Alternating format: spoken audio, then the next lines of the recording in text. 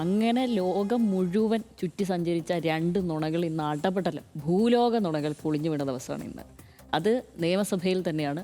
മുഖ്യമന്ത്രിയുടെ സാന്നിധ്യത്തിൽ തന്നെ രണ്ട് ലീഗ് മന്ത്രിമാർ അവരവരുടെ ഭാഗമായി ആ കാര്യങ്ങൾ വെളിപ്പെടുത്തുകയാണ്. അതൊന്ന് PM ശ്രീ, മറ്റൊന്ന് ഇത്. അതിലെ സത്യങ്ങളാണ് ഞാൻ പറയുന്നത്. ഒന്നാമത്തെ സത്യം മറ്റൊന്നുമല്ല, മുൻ സർക്കാർ PM ശ്രീയിൽ ഒപ്പിടാൻ നിർബന്ധിതരാകുകയായിരുന്നു. അവരതുമായി ബന്ധപ്പെട്ട് തുടർ നീക്കങ്ങളൊന്നും സ്വീകരിച്ചിരുന്നില്ല. പിന്നെന്തായിരുന്നു? പിന്നെ മറ്റൊന്ന്, കരാറിൽ ഒപ്പിട്ടപ്പോൾ ലഭിച്ചത് SSK ഫണ്ടായിരുന്നു. വ്യക്തമാണല്ലോ, ഇതായിരുന്നു സത്യം. ഇതായിരുന്നു നമ്മൾ ഇത്രയും കാലം ഇവിടെയുള്ള ബാക്കിയുള്ളവരും പ്രതിപക്ഷത്തിരിക്കുന്നവരും അന്ന് ഭരണപക്ഷത്തിരുന്നവരും മുഴുവൻ പറഞ്ഞിരുന്നതും അങ്ങനെ തന്നെയായിരുന്നു. പക്ഷേ ഇത് സംഭവിക്കാൻ പറ്റിയില്ല. പക്ഷേ ഇന്നത്തെ ദിവസം ആ സത്യം പറഞ്ഞു. രണ്ടാമത്തത്, ഊരാളുങ്കൽ സൊസൈറ്റി നിലവാരമുള്ള പ്രവൃത്തികളായിരുന്നു ചെയ്തുകൊണ്ടിരുന്നത്. അവർക്ക് അനധികൃതമായി പ്രത്യേകിച്ചൊന്നും കൊടുത്തിട്ടില്ല. പിന്നെ മറ്റൊന്ന്, ഇപ്പോഴത്തെ പ്രശ്നങ്ങൾക്ക് കാരണം അവരുടെ ഓവർലോഡ് കൊണ്ടാണ്, വർക്ക് ലോഡ് കൊണ്ടുള്ള പ്രശ്നങ്ങൾ മാത്രമേ നിലവിലുള്ളൂ. അത് ഞാൻ അവരുമായി വിളിച്ച് സംസാരിച്ചിട്ടുണ്ട് എന്നാണ് പൊതുമരാമത്ത് മന്ത്രിയും പറഞ്ഞത്. അങ്ങനെ രണ്ട് കാര്യങ്ങൾ, ഇത് രണ്ടും ഏറ്റവും വലിയ മൂർച്ചയുള്ള ആരോപണങ്ങളായിരുന്നു കഴിഞ്ഞ തെരഞ്ഞെടുപ്പ് കാലത്ത്. അത് CPM BJP ഡീലിന് ഒരു ഉദാഹരണമാക്കി PM ശ്രീ എടുത്തിരുന്നു. മറ്റൊന്ന്, ഊരാളുങ്കൽ എന്നുള്ളത് ഇവിടെയുള്ളവർ വലിയ അഴിമതി വീരന്മാരാണ് ഇവിടെ ഇപ്പോൾ ഭരിച്ചുകൊണ്ടിരിക്കുന്നത്. മുഖ്യമന്ത്രിയുടെ കള്ളപ്പണം അടക്കം വെളുപ്പിക്കുവാൻ വേണ്ടിയിട്ടാണ് ഈ സൊസൈറ്റി ഉപയോഗിച്ചുകൊണ്ടിരുന്നതെന്ന് പറഞ്ഞത്. അത് നമ്മൾ എന്തായാലും മുഖ്യമന്ത്രി പറഞ്ഞത് നമ്മൾ എന്തായാലും എടുത്തു പറയണമെന്നാണ് എനിക്ക് തോന്നുന്നത്. അത് ഇപ്പം നമ്മൾ കേട്ടതാണ്. CPIM-ൻ്റെ അഴിമതിപ്പണം പാർക്ക് ചെയ്തിരിക്കുന്ന ഇടമാണ് ഇവിടെ. ഈ സൊസൈറ്റി വഴി സംസ്ഥാന ഖജനാവ് കൊള്ളയടിക്കുകയാണ് എന്നാണ് അദ്ദേഹം പറഞ്ഞിരിക്കുന്ന പരാമർശം. പിന്നെ PM ശ്രീയിലുള്ളത് ഞാൻ ആവർത്തിക്കേണ്ട കാര്യമില്ല. നമ്മൾ നേരത്തെ ഇത് പറഞ്ഞതാണ്. RSS അജണ്ട നടപ്പാക്കുകയാണ് ഇവിടുത്തെ സർക്കാർ. ഇത് UDF അധികാരത്തിൽ വന്നു കഴിഞ്ഞാൽ ഞങ്ങൾ ഇതിൽ നിന്ന് പിന്മാറും, ഞങ്ങളിത് നടത്തില്ല. പിന്നെ വന്നുള്ളത് CPIM BJP ബന്ധത്തിൻ്റെ ഇടനിലയാണ് PM ശ്രീ. ഇങ്ങനെയൊക്കെയായിരുന്നു അദ്ദേഹം അത് പറഞ്ഞിരുന്നത്. എന്തായാലും ഇതേ മുഖ്യമന്ത്രിയുടെ സാന്നിധ്യത്തിൽ ഈ കാര്യങ്ങൾ രണ്ട് മന്ത്രിമാർ ഇവിടെ പറയുമ്പോൾ ഞാൻ റിപ്പീറ്റ് ചെയ്യുന്നു, വീണ്ടും സത്യം പറയുകയാണ് ഇവർ എന്നുള്ളത് ഭയങ്കര ശുഭകരമായ ഒരു സൂചനയാണ് നിലവിൽ സഭയിൽ ഇന്ന് സംഭവിച്ചിരിക്കുന്നത് എന്നുള്ളത് എനിക്ക് ഭയങ്കര സന്തോഷമുണ്ട്. എന്തായാലും PM ശ്രീ അവിടെ നിൽക്കട്ടെ. പക്ഷേ നമ്മൾ ഊരാളുങ്ങളുടെ കാര്യത്തിലേക്ക് വരണമല്ലോ. PM ശ്രീയിൽ ഇപ്പോഴെന്തായാലും പ്രേക്ഷകർക്കും നാട്ടുകാർക്കൊക്കെ ഏറെക്കുറെ കാര്യങ്ങളൊക്കെ ബോധ്യപ്പെട്ടിട്ടുണ്ട്. ഇതിവിടെ എന്താ സംഭവിച്ചിരിക്കുന്നത്, എന്തിനാണ് ഇതിൽ ഒപ്പിട്ടത്, എന്തുകൊണ്ടാണ് ഇത് മരവിപ്പിച്ചത്, മുൻ നിലപാട് എന്തായിരുന്നു ഉള്ളവർ, ഈ നിലപാടിൽ തന്നെ ഉറച്ചു നിൽക്കുന്നവരാരാണ് ഇപ്പോഴും, അതിൽ വീണ്ടും അത് ഡിഫെൻഡ് ചെയ്യുന്നത് ആരാണ്, ഈ സാഹചര്യത്തിനനുസരിച്ച് ഇതൊക്കെ മാറ്റിക്കളിക്കുന്ന ആരാന്നൊക്കെ നിലവിൽ എന്തായാലും പ്രേക്ഷകർക്ക് അറിയാം, നാട്ടുകാർക്ക് എല്ലാവർക്കും അത് അറിയാമെന്നാണ് തോന്നുന്നത്. എന്തായാലും PM ശ്രീയിൽ KC വേണുഗോപാൽ പറഞ്ഞതാണ്, മോദിക്ക് അദാനി പോലെ പിണറായി ഊരാളുങ്കൽ.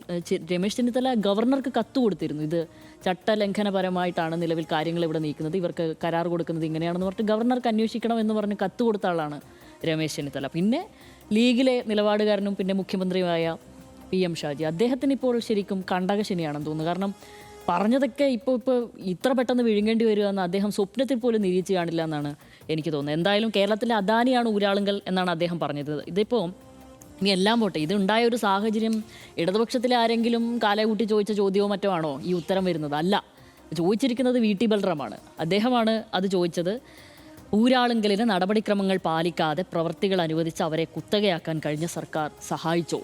ഇതായിരുന്നു ചോദ്യം. അപ്പോഴാണ് ഈ ഉത്തരങ്ങളെല്ലാം വന്നത്. ഇല്ല, ക്ലീൻ ചിറ്റ്, മുഴുവൻ ഗുഡ് സർട്ടിഫിക്കറ്റാണ് എല്ലാ കാര്യങ്ങളിലും. അത് കൃത്യമായി തന്നെ പറയുകയും ചെയ്തു.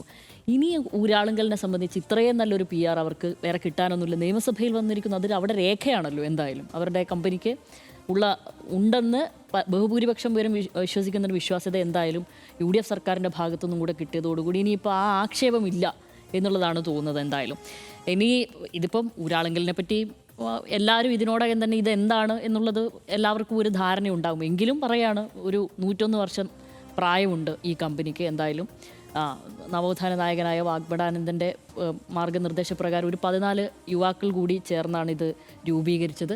അന്ന് ഏറെക്കുറെ 34 പൈസയോ മറ്റോ ആയിരുന്നു ഇതിൻ്റെ ഒരു മൂലധനം ഉണ്ടായിരുന്നത്. പിന്നീട് ഇത്ര വലിയ മൂലധനമുള്ള 18,000 പേർക്ക് തൊഴിൽ നൽകുന്ന ഒരു സഹകരണ സംഘമായിട്ട് നിലവിൽ ഇത് മാറുകയാണ് ചെയ്തത്. എന്തായാലും ആദ്യഘട്ടത്തിൽ ഞാൻ നോക്കുമ്പോൾ പറഞ്ഞ കൂലിവേലക്കാരുടെ പരസ്പര സഹകരണ സംഘം എന്നുപോലും ഇത് അറിയപ്പെട്ടിരുന്നു.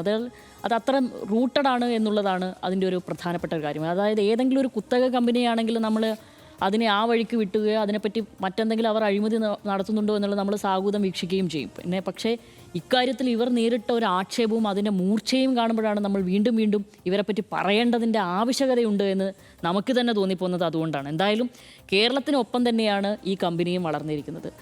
കേരളത്തിൻ്റെ ഇൻഫ്രാസ്ട്രക്ചർ പോലെ തന്നെയാണ് ഈ കമ്പനിയും വളർന്നു വന്നിരിക്കുന്നത്. ഇവരുടെ ഒരു ടേണിംഗ് പോയിന്റ് തന്നെ സത്യത്തിൽ ഒരു 2000 കാലത്താണ് വരുന്നത്. അത് ഏതെങ്കിലും സർക്കാരിൻ്റെ പ്രൊജക്റ്റ് ആദ്യം ഏറ്റെടുത്ത് ചെയ്യുന്നതിലൂടെയല്ല ഇവർ വരുന്നത്. അന്ന് നാട്ടുകാർ ഈ റോഡിലെ ഒരു ഗേറ്റ് പദ്ധതി ഉണ്ടായിരുന്നു. അത് ഒരു എസ് ടേണുള്ള ഒരു പിന്നെ ഒറ്റവരി റെയിൽവേ ഗേറ്റും അങ്ങനെ ഉണ്ടായപ്പം ഭയങ്കര യാത്രാ ബുദ്ധിമുട്ട് നാട്ടുകാർക്കുണ്ടായപ്പോൾ ഈ നാട്ടുകാരാണ് ഇവരോട് പറയുന്നത് ഇതൊന്ന് ഏറ്റെടുത്ത് ചെയ്തു തരണം. അത് വളരെ വിജയകരമായി ഇവർ പൂർത്തിയാക്കിയെന്നാണ് ഇതിൻ്റെ ഒരു ജനകീയ മുഖത്തെപ്പറ്റി ഞാനൊന്ന് നോക്കിയപ്പോൾ കണ്ടത്.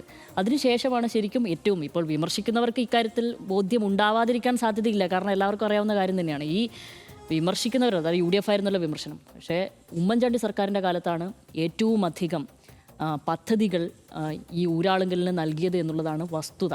അതിനുവേണ്ടി 2015 സത്യത്തിൽ അങ്ങനെ ഒരു ചട്ടം തന്നെ, ഒരു ഉത്തരവ് തന്നെ ഇറക്കിയിരുന്നു അവർ. കാരണം ഈ പദ്ധതി അഴിമതി ഒഴിവാക്കുവാനും ഈ പദ്ധതിയുടെ കാലതാമസമൊക്കെ ഇല്ലാതിരിക്കുവാനും വേണ്ടി പിന്നെ അക്രഡിറ്റഡായ, അതായത് യോഗ്യതയുള്ള ഒരു കമ്പനിക്ക് സർക്കാർ പദ്ധതികൾ, കരാറുകൾ നൽകുവാൻ വേണ്ടി ടെൻഡർ ഇല്ലാതെ നൽകുവാനുള്ള ഒരു ഉത്തരവ് ഇരിക്കുന്നത് 2015 ഉമ്മൻചാണ്ടി സർക്കാരാണ്. അതിൻ്റെ ഭാഗം, ആ ഉത്തരവിൻ്റെ പശ്ചാത്തലത്തിലാണ് ഊരാളുങ്കനെ ഒരു അക്രഡിറ്റഡ് സൊസൈറ്റി ആയിട്ട് അംഗീകരിക്കുകയായിരുന്നു അപ്പോഴുണ്ടായിരുന്നു. എന്നിട്ടും 1000-ലധികം കോടിയുടെ പദ്ധതികൾ അക്കാലത്ത് ഏൽപ്പിച്ചു എന്നുള്ളതാണ്. അത് നമുക്കറിയാം. കോഴിക്കോട്ടാണെങ്കിലും തൊണ്ടരാടും പിന്നെ രാമനാട്ടുകര ഫ്ലൈ ഓവറുകൾ തുടങ്ങി വലിയ വലിയ പദ്ധതികൾ ഏൽപ്പിച്ചിരുന്നു എന്നുള്ളതാണ്. ഇവർ ഏറ്റവും സുതാര്യമായും ഇത് എസ്റ്റിമേറ്റ് തയ്യാറാക്കേണ്ട കാര്യമാണല്ലോ ഇപ്പോൾ VD സതീശൻ പറഞ്ഞിരിക്കുന്നത്. അദ്ദേഹം പറഞ്ഞത് അതെ, ഇവരും എസ്റ്റിമേറ്റ് അനുസരിച്ച് തന്നെയാണ് ഇവർ വർക്ക് ചെയ്യുന്നത്. പക്ഷേ ഈ തൊണ്ടയാട് പാലത്തിലാണെന്ന് തോന്നുന്നു, ഫ്ലൈ ഓവറിലാണെന്ന് തോന്നുന്നു, എസ്റ്റിമേറ്റിന് താഴെയാണ് അവർക്ക് ചിലവായി വന്നിരിക്കുന്നത്. 17 കോടി രൂപ തിരിച്ചു നൽകി എന്നുള്ളതായിരുന്നു അവർക്കൊരു വലിയ മേന്മയായിട്ട് അന്ന് വാർത്തയും ഒക്കെ ആയിരുന്നു. അത്തരം വാർത്താ ശകലങ്ങൾ നമുക്ക് കിട്ടുകയും ചെയ്യും.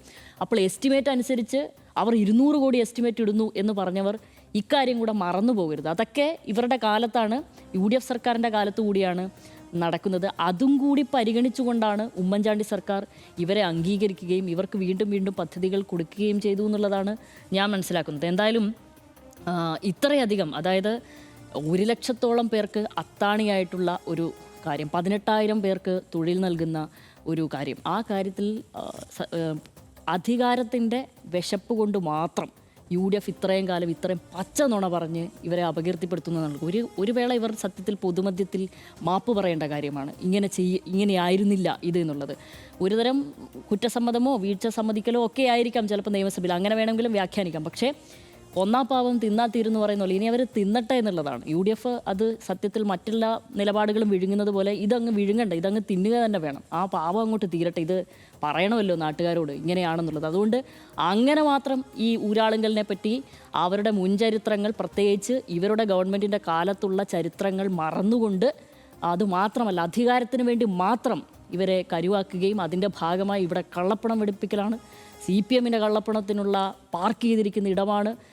മോദി അദാനിയാണ് ഇവിടുത്തെ എന്നൊക്കെ പറഞ്ഞുകൊണ്ട് പറയുകയാണ്. സത്യത്തിൽ ഇവരുടെ ഒരു സിസ്റ്റം എന്നുള്ളത് ഈ 18,000 പേർക്കും ഒരു ഓഹരി പങ്കാളിത്തമുണ്ട്. അങ്ങനെയാണല്ലോ. ആദ്യം അംഗത്വം ഇല്ലാതെ ഇതിലെ സൊസൈറ്റിയിലേക്ക് വരുന്നു. പിന്നീട് ഒരു 2 വർഷത്തെ സേവനത്തിന് ശേഷം ഇവർക്ക് അംഗത്വത്തിനും ഓഹരി പങ്കാളിത്തത്തിനും അനുമതി കൊടുക്കുന്നു. ഇതാണ് അവരുടെ ഒരു സിസ്റ്റം എന്നുള്ളത്. അപ്പോൾ ഇത്രയും സിസ്റ്റമാറ്റിക്കായി പോവുകയാണ് ഇത് പിന്നെ രാഷ്ട്രീയ നിയമനമൊന്നുമല്ല ഇതിനുള്ളിൽ നടക്കുന്നത് എന്നുള്ളതാണ് പ്രാഥമികമായി ഞാൻ മനസ്സിലാക്കുന്നത്. പക്ഷേ രാഷ്ട്രീയമുള്ളവർ, അതിലുള്ളവർക്ക് രാഷ്ട്രീയമുണ്ടാവാം, പക്ഷേ രാഷ്ട്രീയ നിയമനങ്ങളൊന്നുമല്ല എന്തായാലും ഊരാളുങ്കലിൽ നടക്കുന്നുള്ളതെന്നാണ് എനിക്ക് തോന്നുന്നത്. എന്തായാലും ഇക്കാര്യത്തിൽ കെ മുരളീധരൻ നേരത്തെ പറഞ്ഞിരുന്നുവല്ലോ, മറ്റേ എറണംകെട്ട കാര്യത്തിൽ. പുറകിലോട്ട് നോക്ക്, അത് പ്രതിപക്ഷത്തിരിക്കുമ്പോൾ പറഞ്ഞത് ഈ സ്ഥാനത്തിരിക്കുമ്പോൾ എനിക്ക് ബാധകമല്ല എന്നുള്ളത് ഇന്നലെ പറഞ്ഞിരുന്നത്. ഈ അമ്പളം കാണിച്ചിട്ട് ചിലപ്പോൾ അതേ മാനസികാവസ്ഥയിലായിരിക്കും PK ബഷീറും. അങ്ങനെ മനസ്സിൽ ധ്യാനിച്ചായിരിക്കും ചിലപ്പോൾ ഇക്കാര്യം പറഞ്ഞിട്ടുണ്ടാവുക. ഈ വിഷയത്തിൽ മുഖ്യമന്ത്രി അതിന് പ്രതികരിക്കുക അറിയില്ല. അന്നേരം അദ്ദേഹവും ചിലപ്പോൾ ഈ സ്ഥാനത്തിരിക്കുമ്പോൾ എനിക്ക് ഇങ്ങനെയൊക്കെ ആവാം എന്നാണോ കരുതുന്നത് അറിയില്ല. എന്തായാലും ഒരു മുൻമാതൃക കെ മുരളീധരൻ കൊടുത്തിട്ടുണ്ട്. അത് ആ ലൈനിൽ പോകുമോ ഇല്ലയോ എന്നുള്ളത് എനിക്ക് കണ്ടറിയണം.